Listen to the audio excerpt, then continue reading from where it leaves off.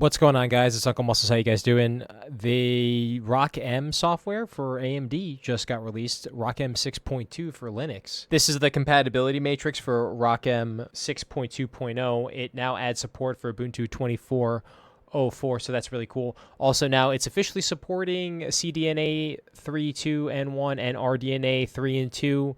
You can see GFX 1100, GFX 1030, GFX 942, and then the other enterprise class RDNA 3. But the main thing that I noticed, which is pretty interesting, is that for PyTorch, it officially now supports PyTorch 2.3. So I actually was using PyTorch 2.3, and I had issues with it on my Linux installation. I'm wondering now if I'll be able to have a little bit better compatibility. I've also been trying to compile PyTorch for maybe the past, 3 weeks, and I haven't been doing it successfully. But that's also probably because I'm using WSL2, and I don't really know what I'm doing because I'm not very smart. So we're going to try running this new version of ROCm and see if that's compatible with the PyTorch 2.3, and then hopefully I can maybe train my own models on the new version of ROCm. So that'd be really, really exciting. I'd love to do that. And they've also upgraded some of the math libraries for HIP and what translates over from CUDA. So this is going to be a really big update for people using any of the HIP/ROCm